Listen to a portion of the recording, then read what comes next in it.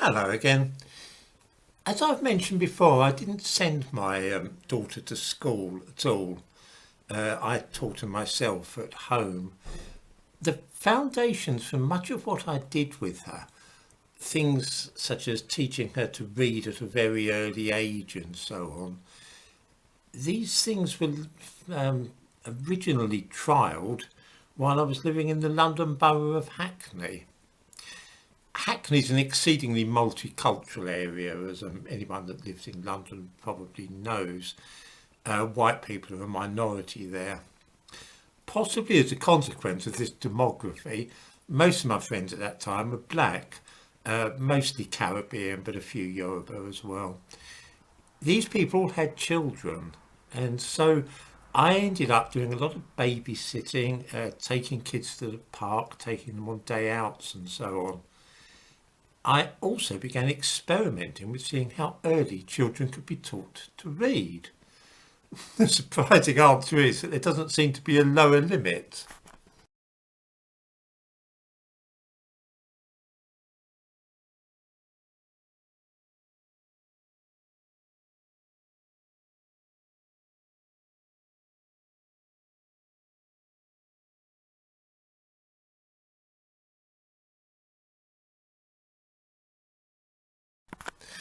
I have a reason for talking about this, and it ties in with a lot of what I've been saying on this channel, the ideas that we've been looking at, which is possible differences between ethnic groups, which have nothing to do with nurture, class, or environment, which are the usual explanations advanced when one ethnicity differs in some respect from another.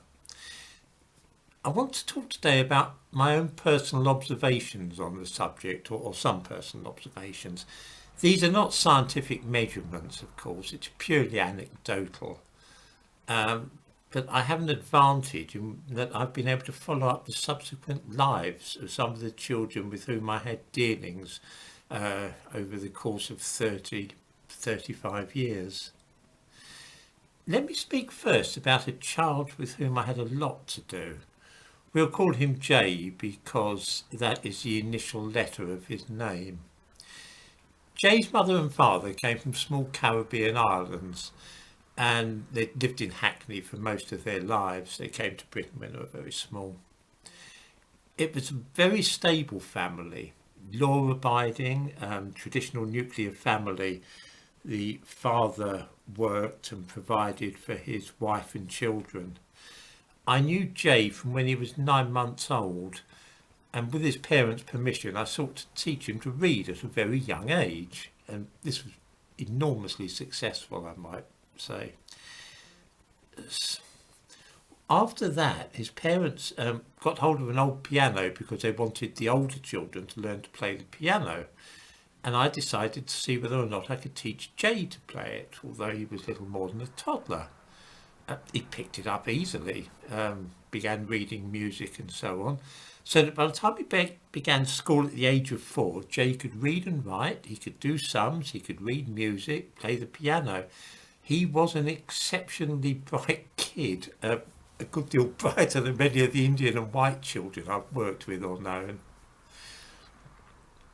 One of the things which sometimes goes wrong for children when they go to school um, is, particularly for black children, that they don't get on because nearly all the staff tend to be white. There's friction.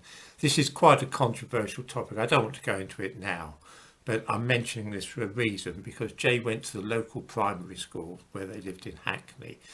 And when he was 11, he transferred to an all-black school in a neighbouring borough, Haringey.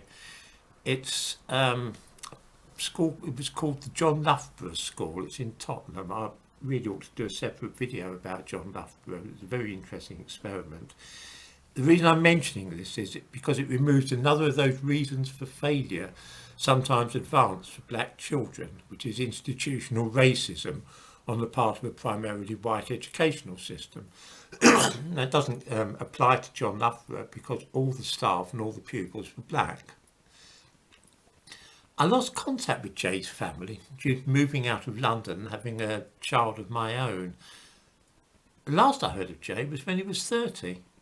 He was working as a security guard at a large shopping centre in London.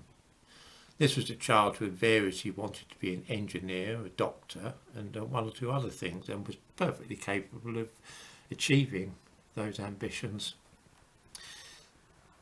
This, then, is the great mystery. Here is a child with a good deal of natural ability, as bright as can be, a solid family background, who started school able to read and write and so on.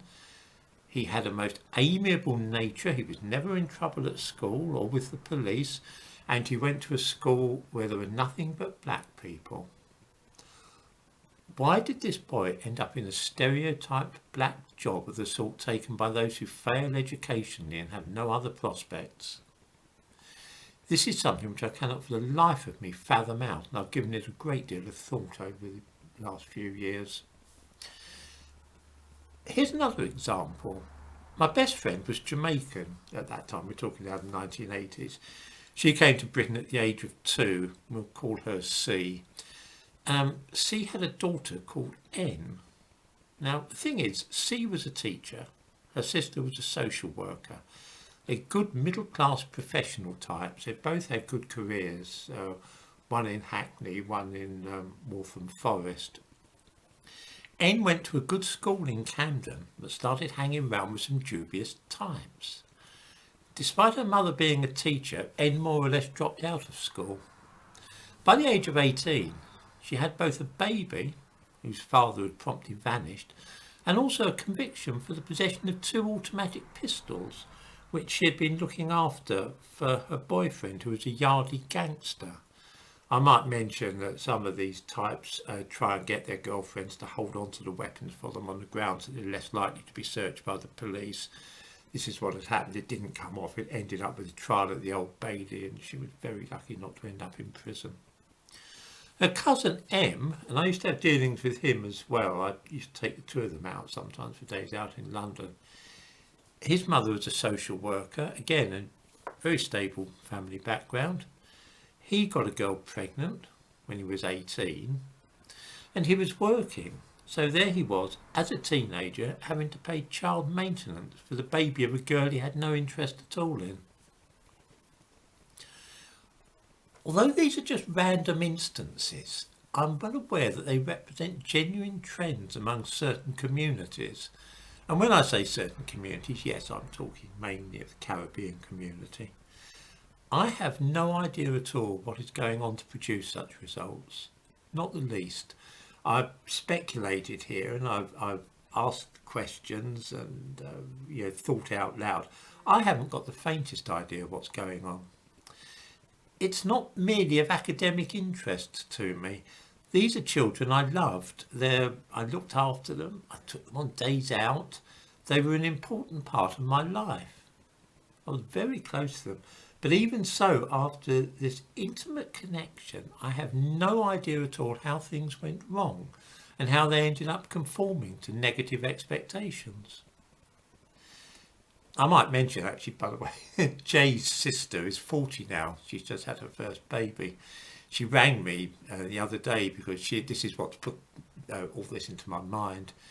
She and a few other mothers, all black, are thinking of setting up a homeschooling arrangement, and they want me to help and advise because, Jay's sister knows that I educated my own child. So I'll probably be helping, bizarre as it may sound to those people that forms a poor impression on me here, I'll probably be helping to set up a Caribbean women's collective for educating their own children. They don't want the kids to go to school, partly because the experience of black children in English schools isn't brilliant. But that's fine by me. It's nothing to me. I'm all in favour of home education. It's just a rather bizarre setup that they should be asking a white man, and such a white man as well, someone like me. Incidentally, I told her I was being denounced as a mad racist on this channel, and she laughed. haven't, by the way, said anything on this channel that I have not said to real black people. But oddly enough, in real life, I've never once been accused of racism. I was going to talk about the kids at the college I worked at, but I think I ought to make a separate video about them because they too raise questions about education and minorities.